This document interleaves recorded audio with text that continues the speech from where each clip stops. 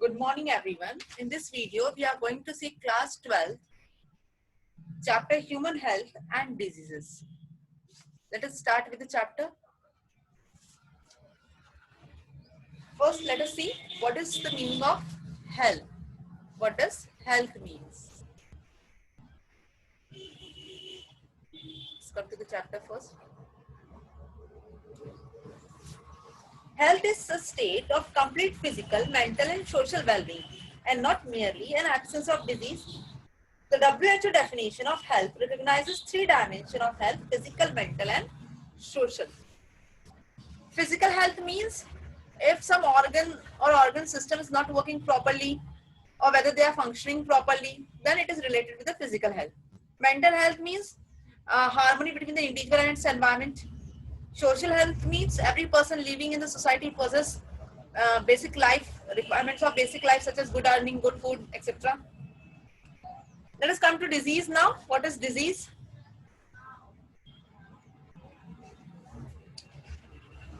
Any physical or functional change from normal state that causes discomfort or disability or impairs the health of a living organism may be called disease. There are various agents of disease. These are biological agents which includes viruses, bacteria, fungi, helminthes and arthropoda. The biological agents are called as pathogen. Nutrient agent, these comprises of food components such as carbohydrate, fat, protein, minerals, vitamins and water. Chemical agents, it can be hormonal imbalance, enzymes, dust, metal, spore, pollen grain. Physical agent, heat, cold, humidity, pressure, radiant, electricity, sound. Mechanical agent, friction, strain, fracture, genetical disorder, lack of underdevelopment of organ, etc. If we classify the disease can be classified as congenital and acquired disease. Let us see what is congenital. These are anatomical or physiological abnormalities present since birth.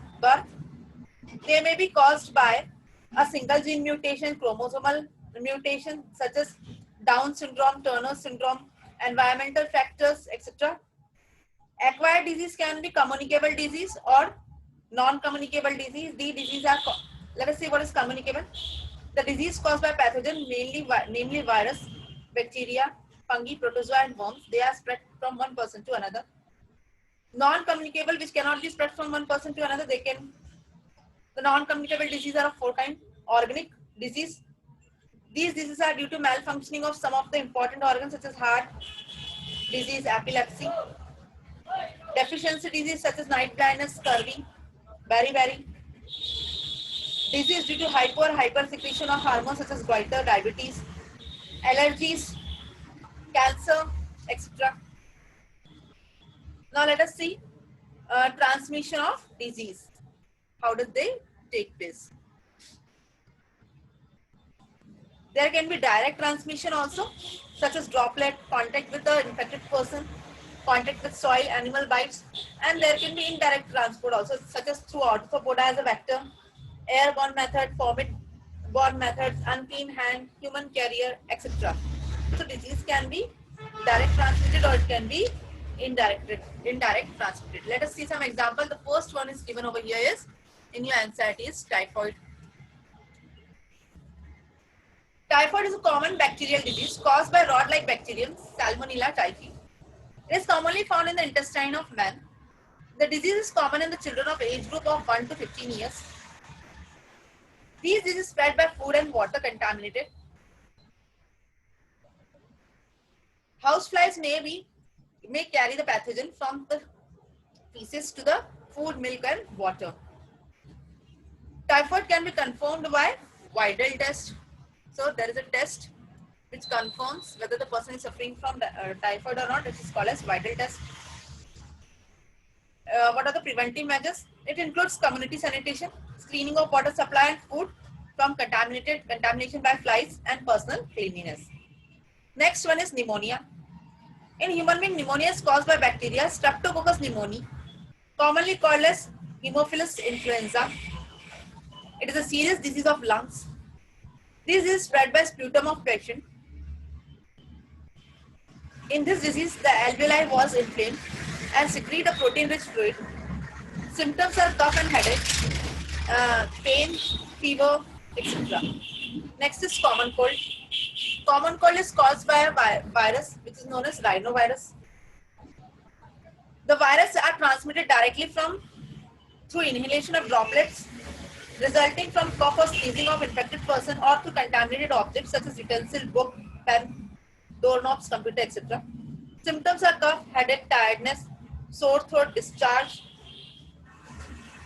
nasal congestion. So these are some of the uh, preventing symptoms of common cold. Next is malaria. Malaria has been for thousands of years and a very serious disease of tropical and temperate region. It was almost eliminated a few years back with the efforts of WHO and National Malaria Eradication Program, but unfortunately it has reappeared again. If we see the symptoms of malaria, fever, the patient feels chill, shiver, headache, nausea, high temperature. The causative agent of malaria is Plasmodium vivax. Actually, there are 4 species of Plasmodium: Plasmodium vivax, ovale, malaria, and falciparum. If we see the history of malaria, malaria has 2 types of life cycle. One is sexual, another is asexual. Asexual phase occurs in human and sexual phase occurs in female Anopheles mosquito. Let us see first asexual. Here there are 2 hosts. One is mosquito, another one is a female Anopheles mosquito, and next one is human. Human is the secondary and female is the mosquito is the primary host. If we see the phases, there are 3 phases: schizogony, gamogony, and sporogony in malaria. Let us see in the diagram. Let us start with schizogony. It is further divided into exoerythrocytic and erythrocytic schizogony. Let us see exoerythrocytic schizogony. The parasite find their way in blood of healthy man along with the salivary secretion of an infected female Anopheles mosquito, which bites for getting a blood meal. At this stage, the parasites are called sporozoid. Each sporozoid has slender, slightly curved body tapering at either end. It is only 0.002 mm long and contain a nucleus in the broad middle part. It is enclosed in a thin, firm and elastic cuticle which imparts its definite shape. In about half an hour, after inoculation, the sporozoid leaves the bloodstream and gets into the parenchymatous cell of liver. Here they become spherical and are called tropozoites. At the expense of glycogen, fat and cytoplasm of liver cell, they turn into large, rough structure called schizon. This later goes multiple fission. In this process, the nucleus of schizon divided by repeated mitosis into numerous nuclei, and each ultimately gathering of a bit of cytoplasm are called as cryptomerozoites. Cryptomerozoites again enters into another liver cell and again goes into schizon and turn into metacryptozoites. They later again go into schizon state and now they are called as metacryptomerozoites. These are of 2 types: micrometacryptomerozoites and macrometacryptomerozoites, out of which micrometacryptozoites enters into the next phase, which is known as erythrocytic schizogony. The erythrocytic schizogony starts when the parasite enters the red blood cell. Inside the corpuscle, the parasite assumes a round form and start growing at the expense of corpuscles. During the growth period, it is called as tropozoites. After that, a large food vacuole develops and it appears as a form of cingate ring stage. After that, it turns into irregular amoeboid shape. The hemoglobinous, this trophozoite, this amoeboid shape trophozoite, start digesting the cytoplasm and are unable to digest hemoglobin. But it decomposes it into a black pigment which is known as melanin or hemozoin. In 36 hours, the trophozoite becomes mature. It again assumes a round form. It almost fills the corpuscles which get discharged in the size. It is now ready for the next multiple fission and it is called as schizon. and it divides and forms merozoites.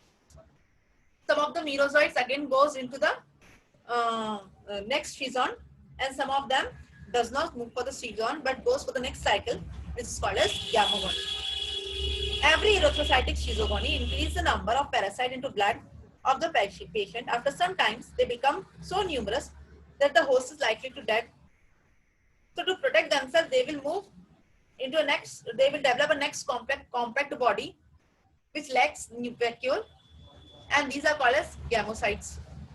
The gamocytes are of two types, microgamocytes and macrogamocytes. Micro means male and macro means female. Now these gamocytes, when Anopheles bites the person who is infected, this Anopheles will suck these gamocytes, and the next stage starts inside the female mosquito. The gamocytes will produce gamete. Gamete will fuse and form zygote. Zygote soon become worm-like and enters and start moving to the lining of stomach. It is now called as eukaryote. After some time, the eukaryote develop a tough covering around itself, cyst wall. Then it is called as oocytes. Oocytes undergo mitotic division and forms spores. These spores develop into sporozoites and again ready to infect the next healthy human being. How we can protect ourselves from malaria? So there can be offensive or defensive method both. So using DDT is one of the method by which we can control malaria. Covering of drainage, spray suitable insecticides. These are all methods.